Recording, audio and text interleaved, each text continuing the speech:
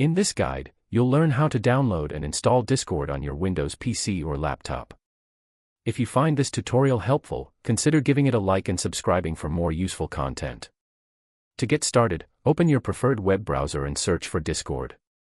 Open the official Discord website, where you'll see a download button on the homepage.